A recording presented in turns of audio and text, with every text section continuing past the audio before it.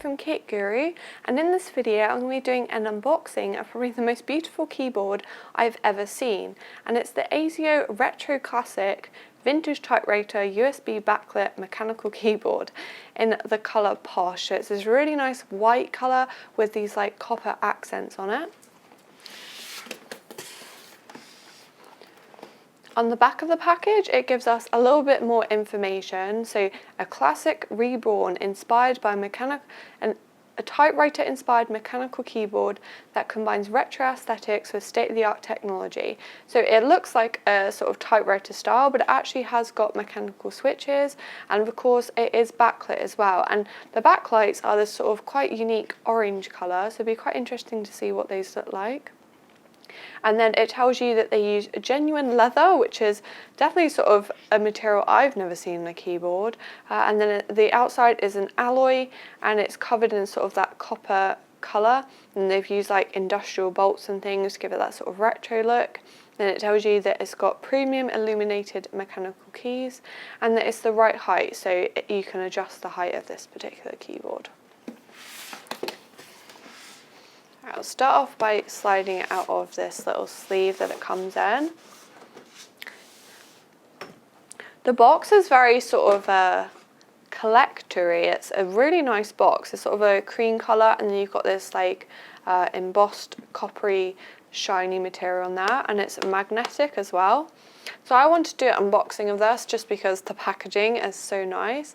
And then we've got a warranty card by the looks of things. So I think it is made, yeah, it's a little cardboard warranty card you keep in like your wallet or your purse. Congratulations on your ownership of the Azio Retro Classic keyboard. This will be, yeah, this is the warranty guide. Oh, it looks like we also get a cleaning cloth in there, which will come in handy as it's a white keyboard. So I've got a picture of one of the other colour variations that this keyboard comes in. I've got the colour Posh, and then it also comes with, like, you've got a black version, and I think there's a wood version as well. So it's definitely a bit different to other keyboards that I've seen. So it tells you the sort of specifications that it's got on there, how to set it up, the device layout, the product features. It looks like we've got a lot of different multimedia control keys, a calculator key as well, which comes in handy, and then how to control the backlighting, and then just sort of warranty information. And we've got the keyboard itself. You sort of see it through the package. Take this out. Oh, the cable is braided. That's really, really good. I like to see braided cable on keyboards. It's going to last a bit longer, and it matches really nicely. It's a nice white that's going to hopefully match the keyboard, so it'll look really nice on my desk. Take it out of this packaging. I'm just going to move the box to one side so we can look at the keyboard in all of its glory.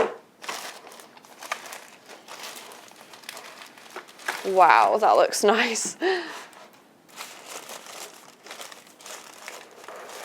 It's so different to any other keyboards that I've seen. It's just so like beautiful. It's just like a piece of art rather than a keyboard. Right, so you can definitely see the sort of leather surface that they've got going on. The tacks is sort of embossed into it. That's a really nice touch. You've got like a little plaque on here telling you what the keyboard is. Elegantly fierce. Yeah, so it's sort of creamy white coloured leather, and then we've got the mechanical switches. They actually feel really quite good. They're very similar to sort of Cherry MX Blue switches, so very tactile and clicky, so they'll be really good for typing on. And they are actually made, they're called the Azio Type Lit mechanical keys, but they're made by Kale, which is a company I've heard of before because they used to make the old Razer mechanical switches for their keyboards. So they're sort of a known brand, and they do actually feel quite good. The spacing between the keys as well isn't too bad. I thought it might be a little bit weird to type on, like it might take a little bit of sort of getting used to, but it actually feels pretty good. You've got a little bit of peel porn at the top here, so I'll just do that. It's like the best thing about getting new products is just peeling off the sticky bits of plastic. Wow, it's such a nice looking keyboard. It's just really, really unique. I'm not sure whether it will suit many people's sort of setups. Maybe it's more sort of a collector thing. You've definitely probably got to have like a white theme going on in order for this to suit it. Hopefully it's going to look really nice on my desk. I'm just going to flip it over so we can take a look at the back as well. Oh, it's a bit of a shame really. It does actually look this is plastic. I would have preferred them to use sort of the same metal alloy that they've got going around sort of the edge of the keyboard. So that's definitely a little bit of a downside. I mean, it's still white, but it doesn't really have the same sort of premium feel as the front of the keyboard. These are sort of the little feet that you can height adjust. Just sort of screw it and the foot comes out, and they're coated in rubber, so it should be nice and grippy. Overall, I definitely think this is a very, very attractive keyboard. I mean, it's very expensive as well. I forgot to mention the price at the start of the video, but it's £189. So, I mean, mechanical keyboards, sort of the most expensive one that I've seen is probably like the Corsair Platinum K95. That's like around £200. So this is definitely getting up there. And of course, it hasn't got the same sort of, it hasn't got cherry switches. It hasn't got like the macro keys and stuff. It's not like a gaming keyboard with like the RGB backlighting and things. It's definitely a little bit different, but you do certainly pay for it, but hopefully it performs well. You'll have to come back. I'm going to do a complete full review on this keyboard. I just really wanted to do an unboxing because it's such a beautiful keyboard that I really think that it sort of warranted an unboxing video. I'll quickly plug it in as well. If we just cut, we can take a look at the orange backlighting, so I'm quite interested to see what that's going to look like. So I've now got the keyboard plugged in and all the backlights are lit up. It sort of glows a very interesting orange colour, but my main sort of first impression was that they're not very bright. I've actually got it on the brightest setting now, and when I had all my sort of lights and things shining on it, I had to actually turn them off because I couldn't even tell that the backlights were on. So you can sort of turn them down and turn them up, but they are overall very, very subtle, so I think they're only going to really show up in a sort of dark room, so when you're sort of working on the keyboard at night. They've got a few different settings as well, so obviously that's the button to turn them on, and then you've got a function that turns them off as well, and then they've got a breathing mode and a reactive mode, so, oh sorry, turn them back on first. Reactive mode,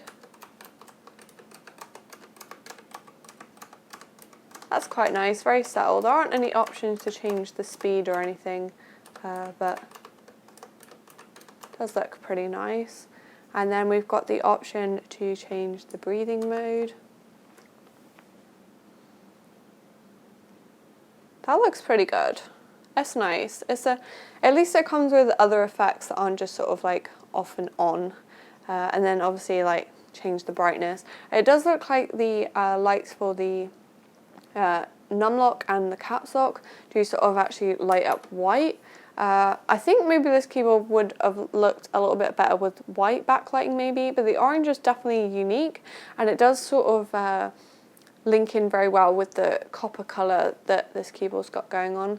Yeah, it's pretty nice. The backlights, I was hoping maybe be a little bit brighter, as this is quite an expensive keyboard, but I'll be interested to see how well it performs, sort of day-to-day use. I'm going to be trying out for a little bit of a while now, typing on it and gaming on it. It has actually got N key rollover, so it is, I guess it's the gaming keyboard maybe, but it's mostly just really, really beautiful to look at.